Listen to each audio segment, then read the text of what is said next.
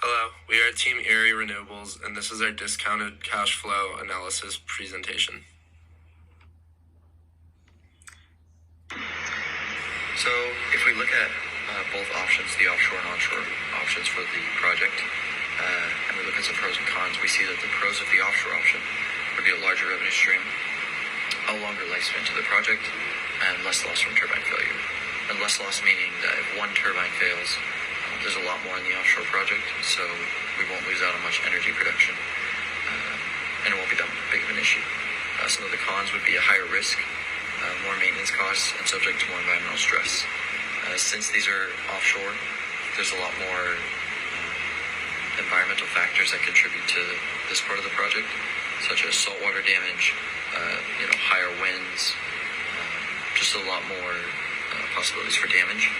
And it costs a lot more to perform maintenance on these, probably because you have to travel out to them.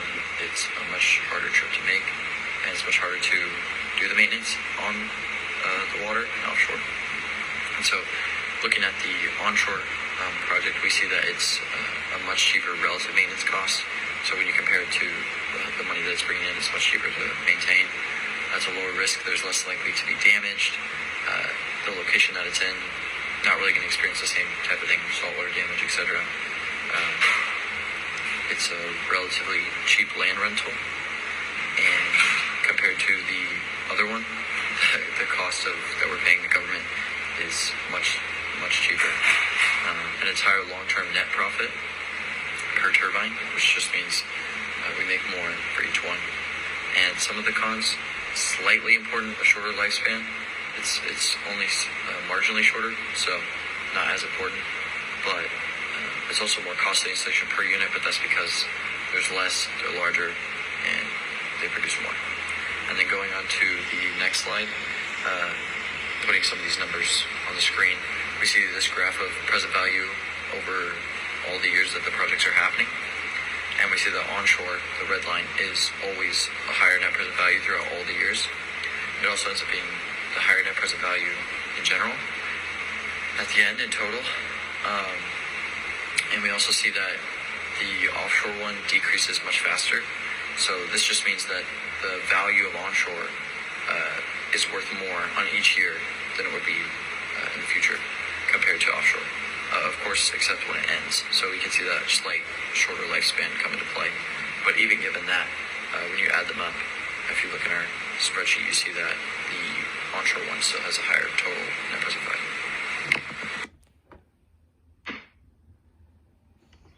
So I'm just going to go over the recommendation. We recommend onshore. We say this because onshore presents a higher net present value, meaning that it has the highest investment opportunity. Onshore also has a lower risk. It has a lower risk by 3%, which means that any potential losses won't be devastating and it will generally be more secure. Onshore also requires less maintenance than offshore. So that means less labor payments, employee payments, material infrastructure payments. So this just overall leads to a smoother operation and a higher net present value. Onshore is also built utilizing cheaper land than offshore. So this cuts the expenses even more. Overall, the combination of these factors and variables leads to our recommendation of pursuing an onshore wind farm. Now we'll look at the riskier side of the business, offshore drilling, and ways to mitigate these risks in certain areas. The first area we'll look at is maintenance costs. We can strategically place the turbine site closest to the company ports as possible so that when they have to ship out equipment and parts and people, it will be less distance and less costly. Second, we would recommend investing in R&D for weatherproofing these turbines. This will help the next area, which is life expectancy. When we develop technology to protect turbines from environmental damage, they will last longer and provide more profits over time.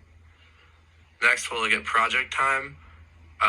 We would recommend investing more into turbine installation. The quicker we do that, the less money will cost due to this 20% cost increase per year. This will also utilize our land rent payment more effectively and will help mitigate those costs. The last one is location research. Different governments, different waters could potentially have cheaper prices to rent. So we'll recommend looking into different areas and finding the best price that gives the best value.